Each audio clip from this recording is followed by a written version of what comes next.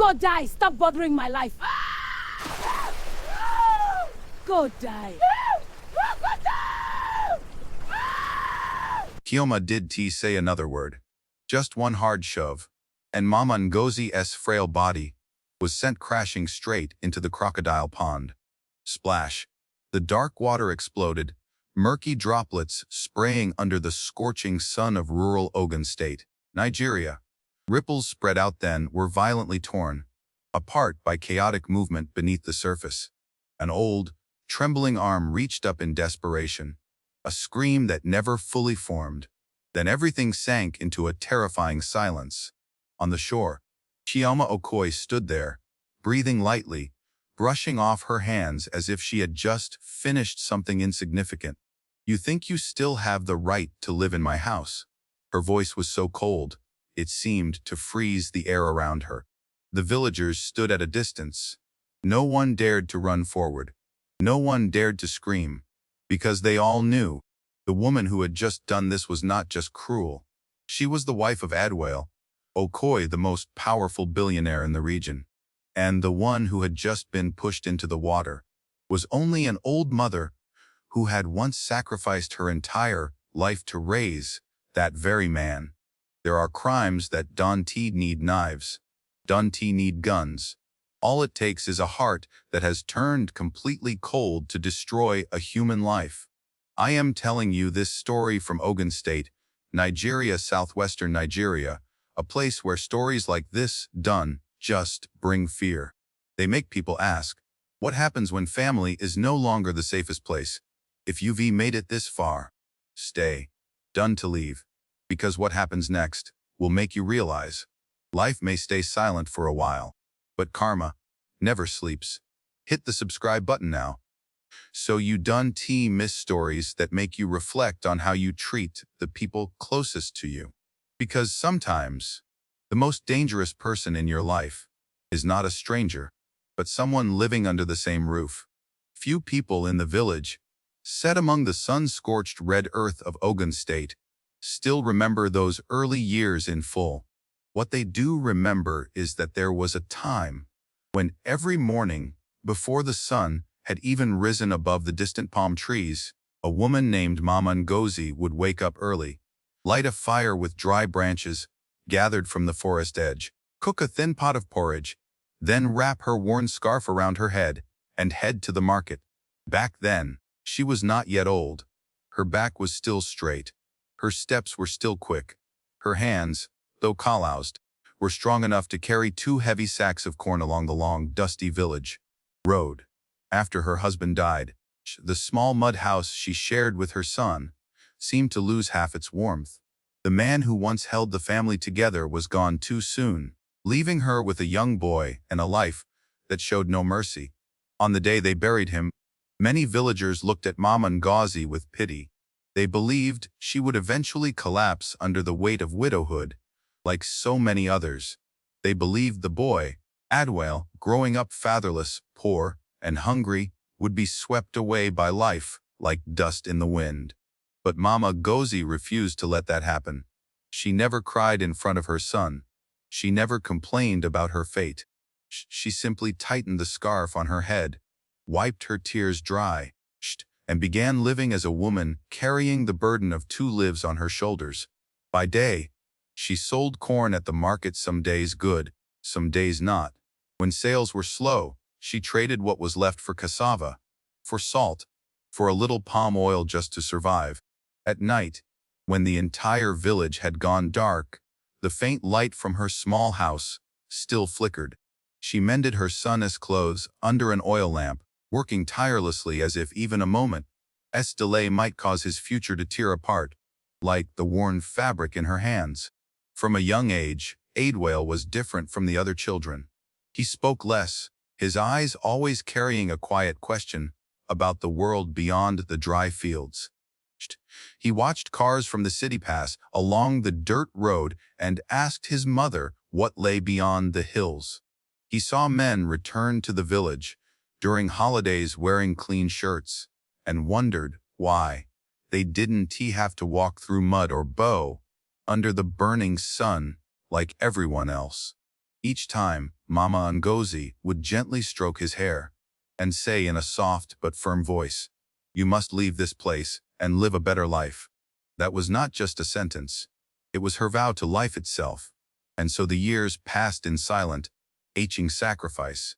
During rainy seasons, when water leaked through the broken roof, she placed pots to catch each drop, while her son studied beside her. During droughts, when the land cracked and corn prices collapsed, she sold her last pair of wedding earrings to pay Adwell's school fees. There were days she ate only once, yet in front of her son, she pretended she had already eaten at the market. As a child, Adwell believed her. As he grew older, he began to understand why her hands became thinner, her cheeks more hollow, and her eyes red with exhaustion every night. One day, while studying, Adwell heard voices arguing outside. He ran out and saw a creditor standing at the door, demanding repayment for money his mother had borrowed to buy his school books. Mama Ngozi stood there, head lowered, hands clasped tightly. She did not beg for herself. She only asked for a few more days so her son could continue going to school. That night, Adwell lay facing the wall, holding back his sobs so she wouldn't hear. For the first time, he understood that his dreams were being fed by his mother's sweat, humiliation, and the slow erosion of her dignity. Yet somehow, Mama Ngozi never allowed life to make her bitter. She still taught her son to be kind, to show gratitude, to remember where he came from. She said the poor might lack money, but must never lose their character. She said, being educated was not about wearing fine clothes or speaking fancy words, but about caring for those who had lifted you up when you were at your weakest. Whenever she said those things, her eyes looked far away, as if placing all the hope she had left in her only son. And Adwell did not disappoint her. He excelled beyond what anyone in the village had imagined. From the village school to the district, then to the city, his name became a rare source of pride for the entire region.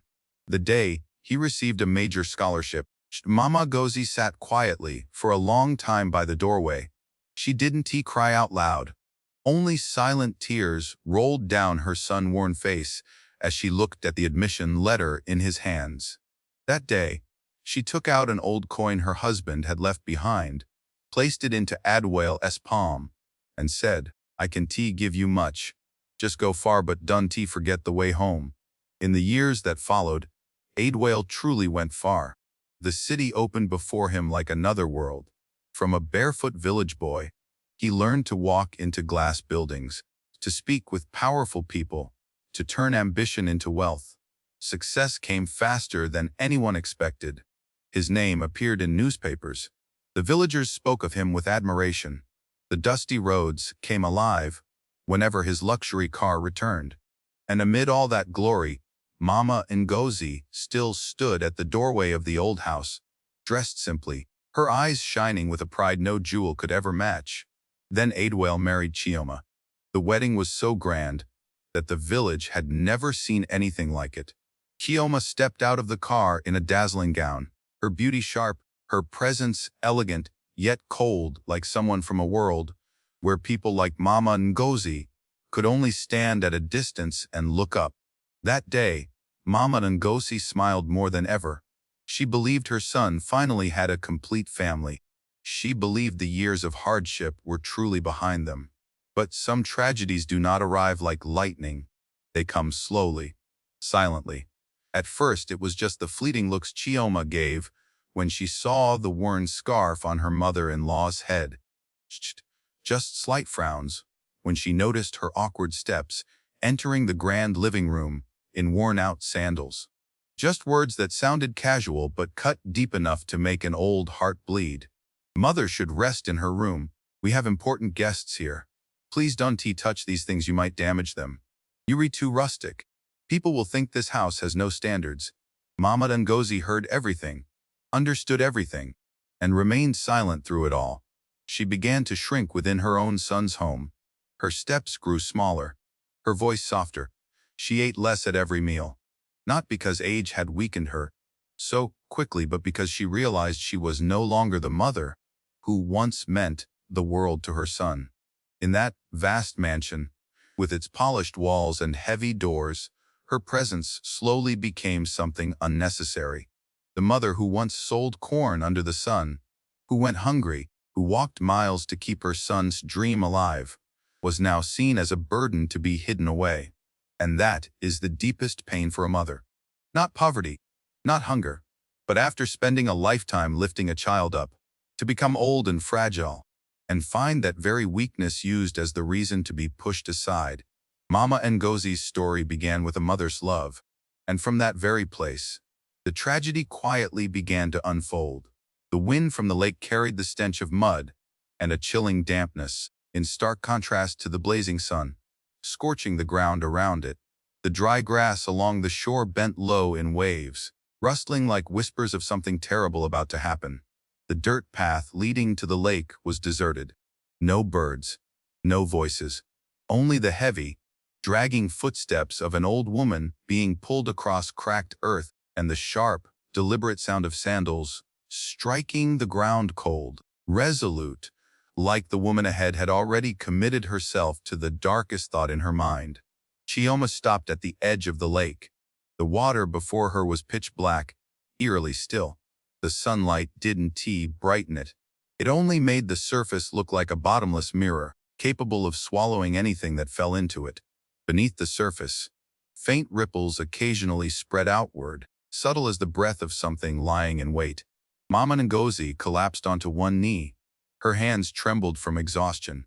The wrinkled skin on her arms bore deep, red marks where the rope had dug in. Her breathing was shallow, broken. Her headscarf had slipped to one side, revealing strands of gray hair clinging to her sweat-soaked temples. But what made the scene truly unbearable was not her frail body. It was her eyes.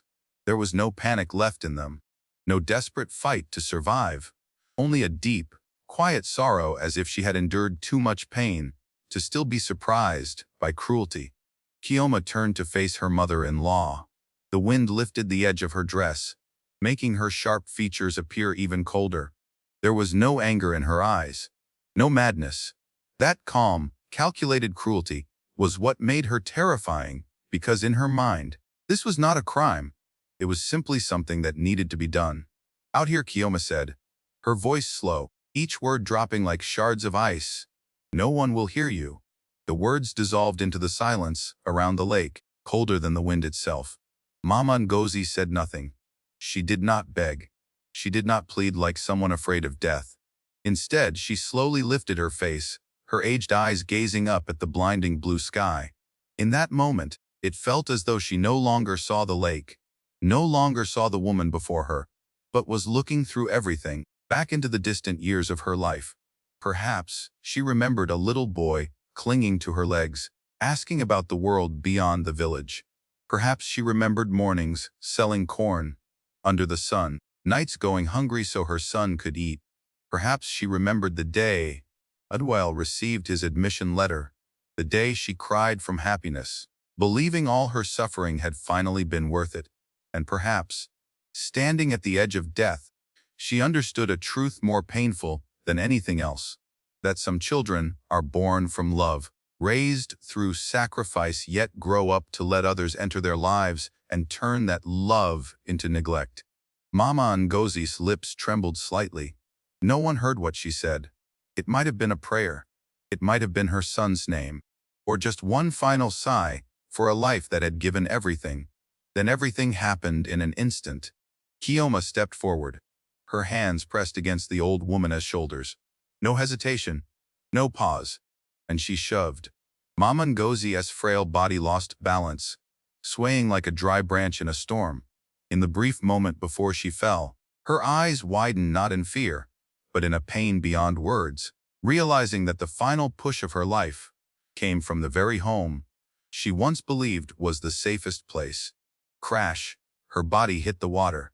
The once silent lake erupted into violent waves. Muddy water splashed high into the air. Large ripples rolled outward, then crashed back against the shore, striking the reeds with a chilling, crackling sound. In the chaos, an old arm reached upward, thrashing desperately through foam and dark sludge. grasping for one last piece of life. Mama Ngozi surfaced once. She choked, water filling her mouth and nose. Her arms flailed in desperation. Age had already stolen her strength, and the beatings, the hunger, the years of exhaustion had drained what little she had left. Every movement was slow, heavy, heartbreakingly weak. The lake was too wide, the shore too far, and her life too fragile, like a flickering flame in the wind. Then beneath the murky water, something moved.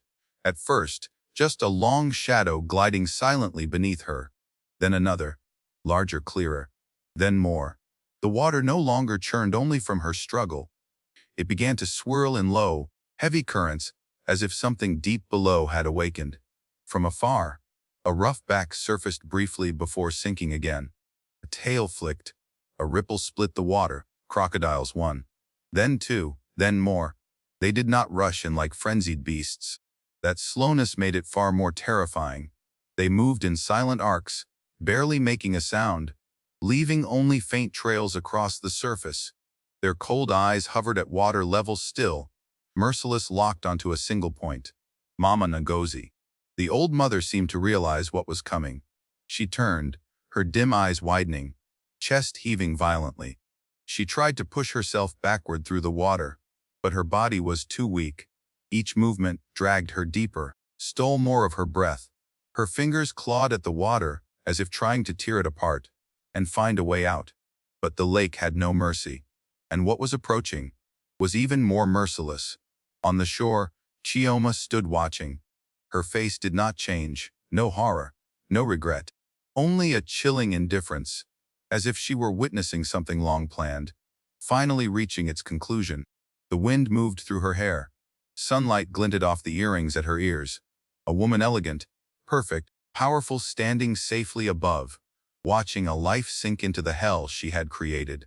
Then the corner of Chioma's lips lifted slightly. A small smile, but cold enough to extinguish every remaining trace of hope. It's over. 4 words, light as a breath, but as they fell beside the lake, they sounded like a final sentence passed upon a woman who had loved too much and endured too long. The water kept churning. The dark shapes drew closer. And beneath the blazing sky of Ogun State that day, evil was no longer hidden inside the human heart. It had taken form, standing on the shore, smiling, believing that no one could pull justice back from the depths of that dark, endless water. The water still churned violently around Mama Ngozi's frail body. Black mud rose in patches, wrapping around her arms. Her hair, the old scarf on her head, as if trying to drag that broken woman all the way down to the bottom of the lake. Her breathing had fallen into chaos. Every time she managed to rise even a little, she coughed violently, her chest tightening as though each breath were a final struggle with death itself. Across the lake's surface, cold circular ripples were drawing inward. The dark shapes beneath the murky water were getting closer and closer, so close that one could almost picture the rough scales, the heavy tails swishing slowly, and the jaws opening and closing as if waiting for the exact moment to tear apart the last fragile thread of life in an old mother. On the shore, the wind swept through the dry grass, carrying the stench of the lake and a strange chill that did not belong to the blazing heat of noon. Chioma still stood there, her elegant clothes fluttering in the wind, her face hard as stone. She did not look away. She did not tremble at what she had done. On the contrary, in her eyes, all that remained was a brief moment of waiting before the water erased the last trace of the old woman she had always seen as a thorn in her life. But then, something happened that no one could have imagined. From beneath the muddy water, a gigantic crocodile rose. It was larger than all the others. Its dark gray back broke the surface, like a rotting log from some prehistoric age. Its rough hide was caked with mud and algae, and its dull yellow eyes sat motionless on its massive head, so cold that looking at them alone could stop a heart.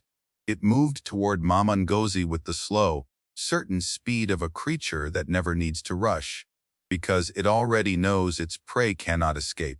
Mama Ngozi had barely lifted her head when it was already in front of her. It was so close that, had she reached out, her trembling fingertips might have touched the cold skin of its snout. The beast opened its jaws. Slowly, wide, its sharp teeth appeared beneath the shimmering water, white and cold like freshly honed blades. Everything seemed to freeze in that instant. The wind along the shore fell silent. The reeds stopped trembling. The villagers hiding far away behind the bushes did not dare breathe. Everyone knew this was the final moment, the moment death would close its jaws over a woman, already pushed to the edge by life itself. But the crocodile did not bite. It stopped, only inches from Mama Ngozi's face. Its jaws remained open, its teeth still bared, and yet no snap came, no blood, no scream splitting the air. Only a strange silence settled over the lake, so heavy and unnatural that it sent a chill through every spine. The creature's dull yellow eyes looked straight at her, not with the gaze of a predator, measuring where best to strike, but with something far harder to name, deep, ancient, heavy, and unsettling beyond words.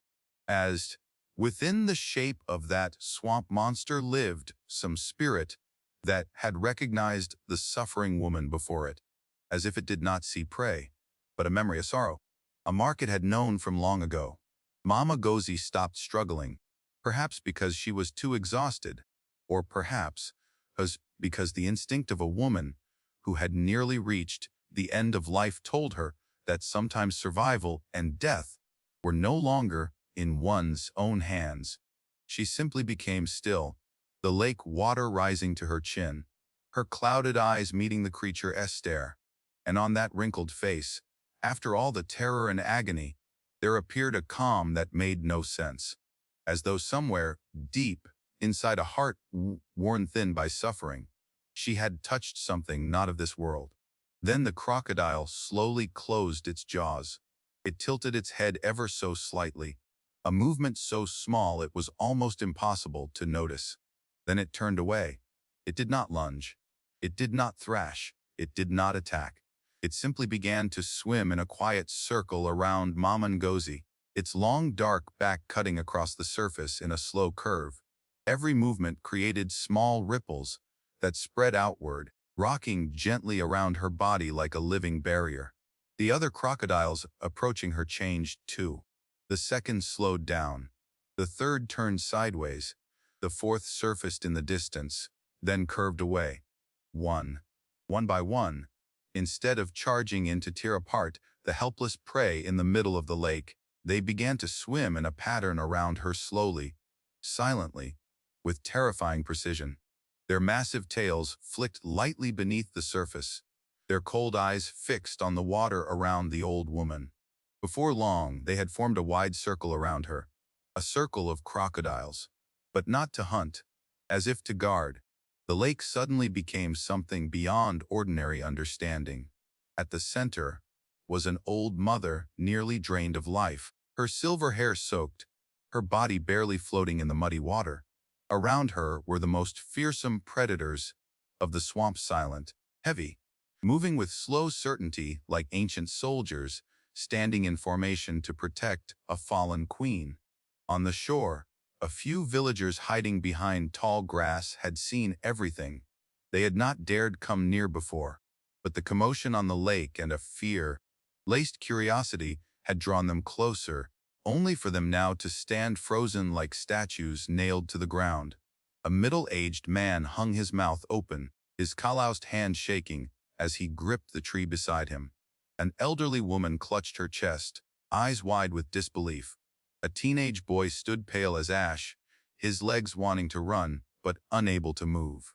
"My God," someone whispered, voice breaking. They were not biting her. No one answered, because no one could explain it. In that countryside, people grew up with legends older than the village itself, older than the dirt roads, older than the ancient trees standing at the edge of town.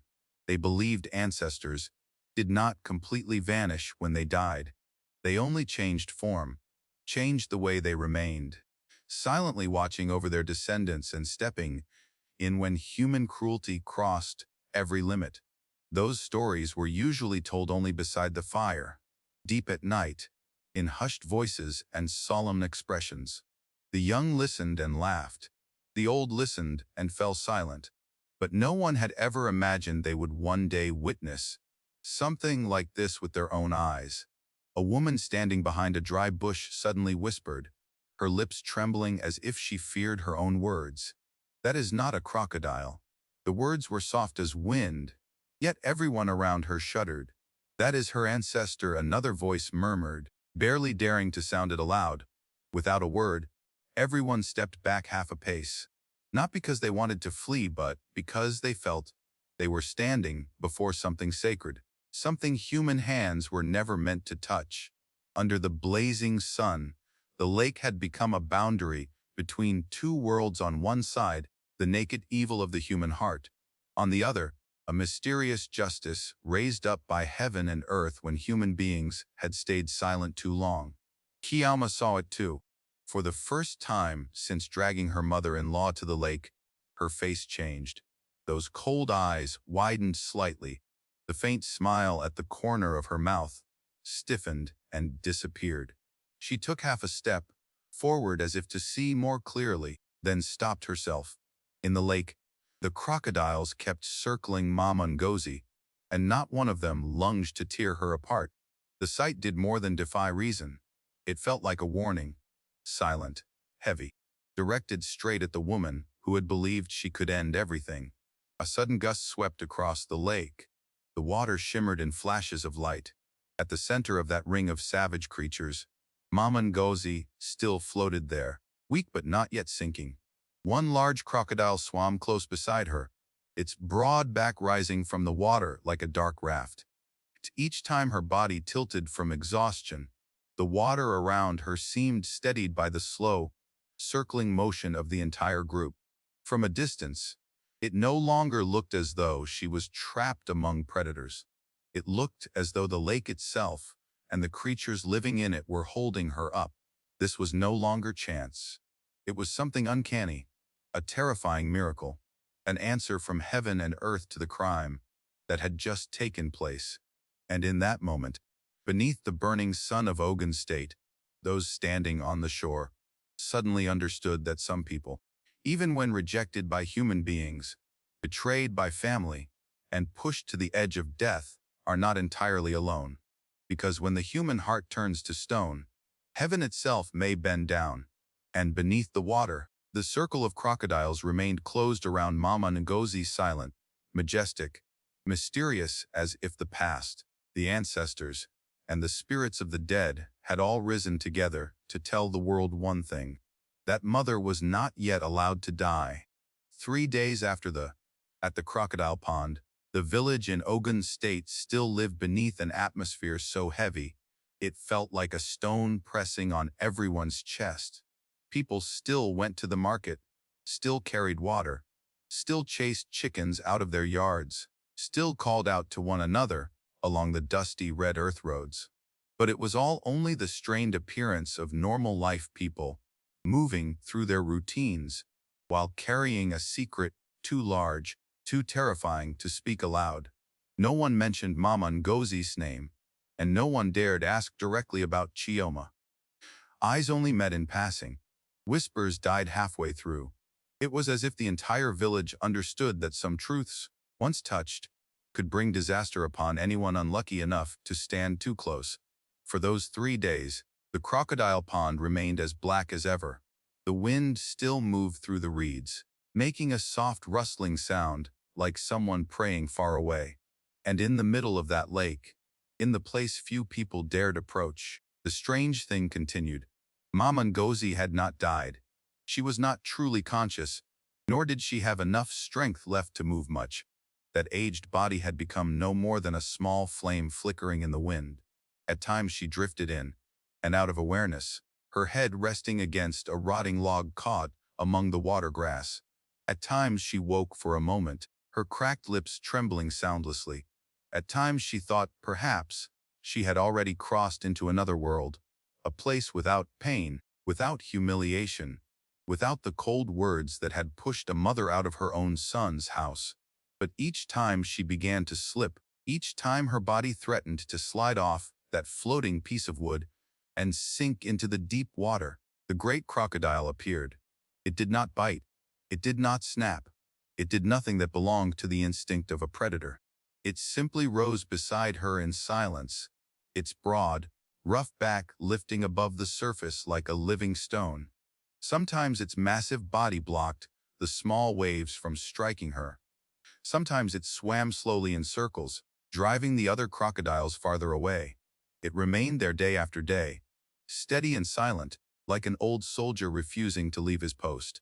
And on the other side of this story, far from the lake, in the noisy city of glass towers and million-dollar deals, Adwell Okoye still had no idea that his life was about to shatter in a single afternoon.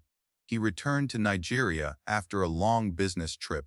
His luxury car sped down the road leading into the village, the tires throwing up ribbons of red dust.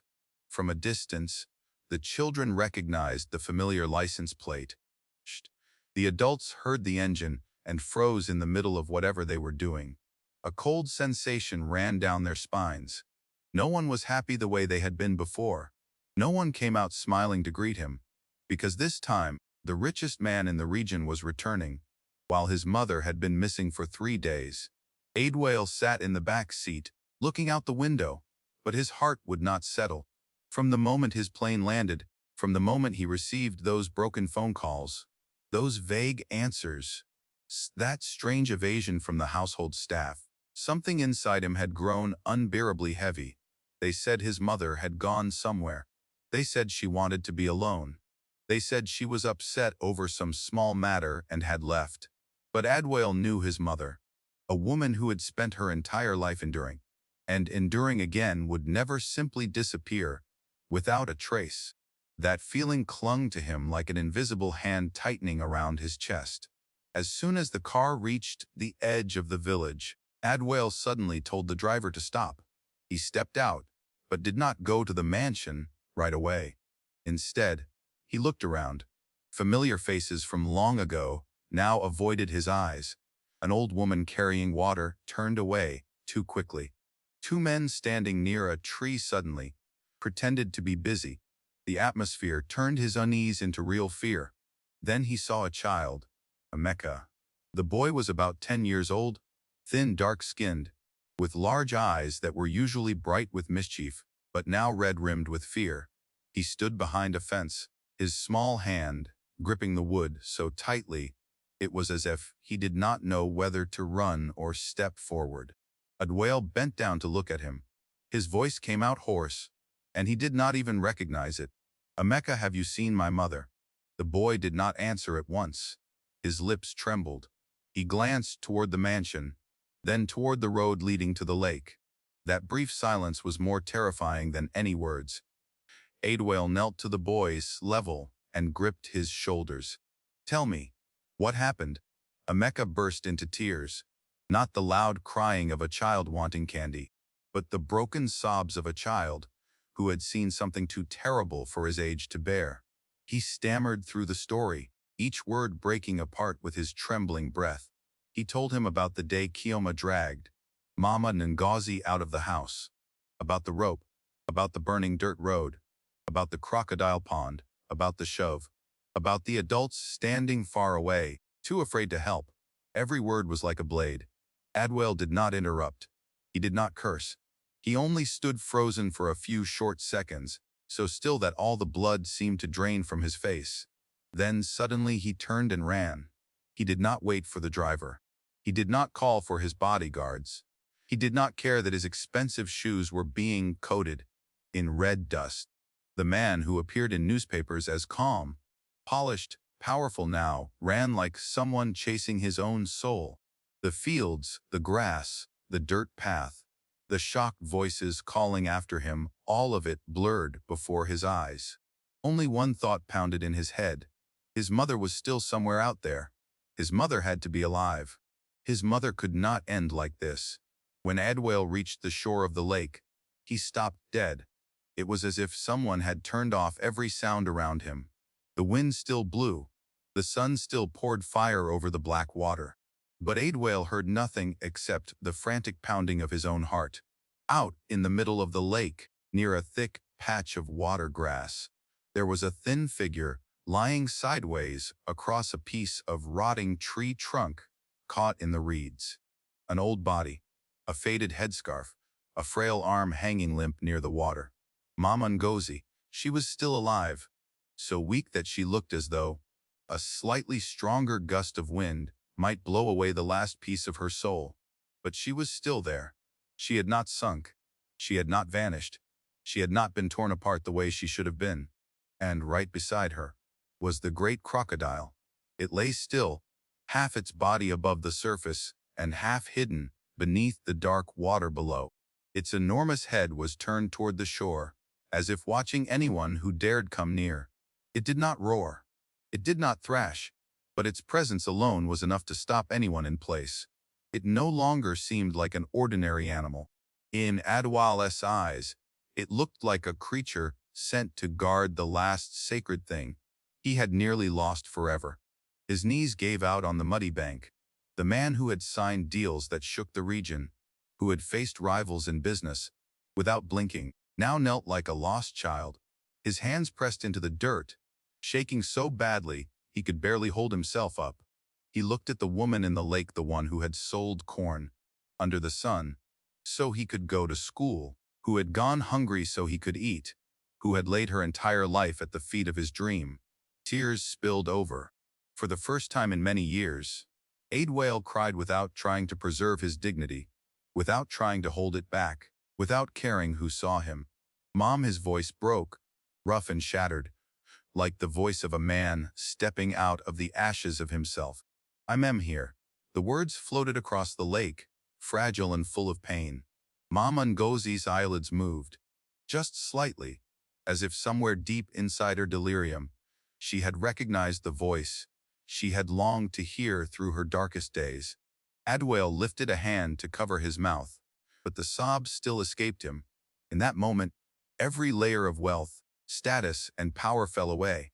Before the crocodile pond, and before the mother lying between life and death, he was no longer billionaire Adwell Okoye. He was only a son who had come too late. And the deepest pain was not seeing his mother close to death. It was knowing that through all the days, she had been humiliated, driven out, dragged to the pond, thrown into hell. He had not been there to protect her. The great crocodile remained still. The wind brushed across the lake, making the water shimmer. Adwell knelt at the shore, tears falling without end, unable to take his eyes off his mother. And in that land, which had witnessed too much cowardly silence, one final truth at last stood bare and merciless. Sometimes people only realize who their whole world is when they have almost lost them forever. Kioma was brought into the center of the village yard, just as the sun began to sink toward the west, the deep red light of sunset covering everything like a thin layer of fire dust, making the scene before them feel both brutally real and strangely like a trial arranged by heaven and earth themselves. There, beneath the ancient tree that had witnessed countless rainy seasons and dry years in Ogun State, the villagers stood in a wide circle. No one pushed forward. No one made noise. The air was so heavy that even the scrape of sandals across the dirt could be heard clearly. At the center of that human circle stood Kioma Okoye, the woman who had once walked through the village wrapped in admiration and fear, who had grown used to giving orders with nothing more than a glance, who had made others lower their eyes, simply because of the name attached to hers, no longer resembled the proud figure she had once been. Her expensive clothes were still there, but they could not hide the turmoil on her face. Her makeup had long since smeared away. Her carefully styled hair now hung loose around her pale face. Her hands trembled, though she kept them tightly clasped together in a desperate effort to hide the fear rising into her throat. She was still standing straight, but it was no longer the posture of power. It was the posture of someone trying to hold on to the last scrap of pride, while everything around her had already collapsed. The news had spread faster than the dry wind across the fields. Within just a few hours after Adwell found his mother at the lake, the entire village knew the whole truth. One person told another. Little Emeka repeated the story in a shaking voice. Those who had hidden behind the bushes that day finally dared to say what they had seen.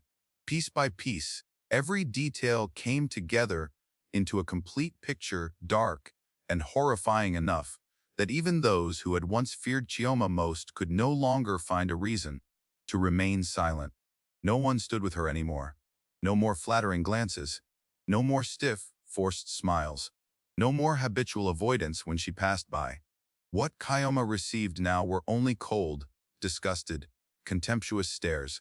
A few elderly women standing in the outer circle silently shook their heads, saying no curse aloud, yet that silence carried more weight than any shouted insult. A middle-aged man, who had once worked for Adwell's family, turned his face away, as if he could not bear to look directly at her. The children hid behind their elders, eyes wide, understanding for the first time that some people can wear beautiful faces while their hearts are darker than the crocodile pond itself. Chioma looked around. Perhaps only then did she truly understand how fragile the power she had leaned on really was. Because what allows a person to stand firm in this world is not money, not a mansion, not the title of a billionaire's wife. It is the human heart. And once human hearts turn away, no wall is high enough to protect you. Adwell stood in front of her. He did not speak at first. He only looked at Chioma with eyes that had run dry of tears, yet still carried a weight of pain, so heavy that anyone who met them had to look away. There was no longer a husband's love for his wife in that gaze. Nor was there the raging fury of a fire. Fire flares up, then dies. But what was in Adwell's eyes now ran far deeper, a quiet, frozen devastation, as if the entire part of his life he had once trusted had been ripped open. He looked at the woman who had once walked beside him into their wedding ceremony, who had shared his fame, his wealth, his future. Then he thought of the mother lying weak in the room behind him, her hands still marked by mud and the scratches of hell. The distance between those two images was enough to make his heart feel crushed. At last, a voice rose from the crowd. It was the village elder, an old man with silver hair, his voice rough but steady like aged wood. Evil has been exposed. No one can hide it anymore. The words fell like a hammer driving the final nail into the coffin of deception. Chioma opened her mouth as if to say something, perhaps to deny it, perhaps to defend herself, perhaps to beg, but no words came, because even she knew that before so many eyes that had seen, so many mouths that had spoken, so many truths closing in around her, every word had become meaningless. Fear finally showed itself. It no longer lived only in her trembling fingers or pale lips. It had fully risen into her face. Her once glassy cold eyes flickered constantly. Her breathing grew faster. Her shoulders stiffened. She was not afraid of being cursed by the villagers, not afraid of her reputation collapsing. What she truly feared was the moment of facing a world in which no one remained to shield her, no shadow of power large enough to cover the crime she had committed. And in that moment, Chioma looked small for the first time, not because of her body, but because evil, once dragged into the light, always shrinks like that. Meanwhile, inside the great house that had once felt so cold to Mama Ngozi, an entirely different atmosphere now existed. She had been brought home. No longer a body drifting helplessly in a black lake. No longer a shadow dragged across cracked earth. Now she lay on a clean bed beside a window, where the evening light quietly spilled in, bathing the room in a sad but gentle honey-colored glow. A village healer had just left. Several elderly women had brought warm water and herbal steam. No one needed to say anything. All of them cared for her with a tenderness that seemed to make up, however slightly, for the days she had been abandoned. Mama Ngozi was still very weak. Her cheeks were hollow. Her skin had turned gray with exhaustion. Her breathing had not yet fully steadied. But her eyes, after so much suffering, no longer held despair. In the sunset light filtering through the window, that wrinkled face seemed marked by a special kind of peace, the peace of someone who had walked through the furthest edge of pain and still managed to keep the softest part of her soul alive. Adwell sat by the bed. From the moment he brought his mother back, he had barely left her side. The man who had once been consumed by international meetings, whose days had been cut into pieces by schedules and money, now sat there in silence like a child. His hand held his mother's hand. Her hand was small, thin, wrinkled like the dried bark of time. His was much larger, much stronger, and yet it trembled every time he squeezed her gently. All afternoon, Adwell said almost nothing. Some pains are so large that words become clumsy and useless. He simply sat there with his head bowed, as if using his silence to hear everything he had failed to notice all those years. All the times his mother walked through the house, and no one asked whether she had eaten. All the times she sat alone on the porch, looking into the large courtyard, and feeling that she did not belong there. All the times she swallowed her tears, so as not to disturb the luxurious life of her son. And finally, how many lonely steps she had taken before being dragged out to the lake. The sunset sank lower. The red light at the horizon fell across Mama Ngozi's face like a thin veil. Her fingers moved slightly in her son's hand. Adwell looked up at once. His eyes were frightened, gentle, and aching all at once. Mama Ngozi looked at him for a long time. There was no blame in that gaze, no resentment. Only the deep weariness of someone who had endured too much and an old love that had never run dry. Her lips moved faintly. Her voice emerged weak and broken, like a thin wind slipping through a doorway. My son Adwell bent down close, afraid that if he were even a little farther away, he might miss a single syllable from her mouth. Don't let your heart grow as cold as that lake. The words were so soft, they almost dissolved into the air the moment they were spoken. But to Adwell, they weighed more than any sentence in the world. He closed his eyes. His broad shoulders, always held so straight, now sank as though they could not bear the weight of those words. The mother who had just stepped back from the border between life and death, who had been betrayed by her own family, who had suffered a pain few people could survive, still did not tell her son to seek revenge. She did not teach him to hate. She did not ask him to make the wicked suffer 10 times over. What frightened her most was not the evil that had wounded her. It was the thought that such evil might turn her son's heart into something just as cold. Adwell lowered his head. He could not speak. His throat was locked tight. Every apology now felt pitifully small, almost cruel, before the full weight of his mother's lifetime of sacrifice. The tears no longer burst from him the way they had at the lake, but the pain had sunk deeper, now quieter, sharper, heavier. He pressed his forehead against his mother's hand like a son returning, after too many years of being lost, and in that moment the room fell into a sacred silence that only a mother's love could create. Outside, the sun touched the edge of the earth. The crocodile pond returned to stillness, as if no hell had ever opened there at all. The evening wind brushed lightly across the water, stirring small ripples under the last red light of day. And in the middle of that darkened water, the great crocodile rose once more. It was not savage, not loud. It simply surfaced for a few brief moments, its rough back catching the sunset, like an ancient statue shaped from mud, water, and the hidden secrets of heaven and earth. From the far shore, a few villagers still stood watching. They did not speak loudly, but each of them knew they were witnessing something beyond ordinary understanding. The creature turned its head toward the village, toward the house where Mama Ngozi had just been brought back alive. Then very slowly, very gently, it lowered itself. The water split into a thin black line. Its enormous head sank first, then its back, then its long tail made one final sweep, and it disappeared into the still water, leaving behind nothing but a few small ripples that spread outward and vanished, as if it had never truly been an animal at all. but a messenger sent at the proper moment, for one purpose only, to preserve the life of a gentle mother, until justice had time to return.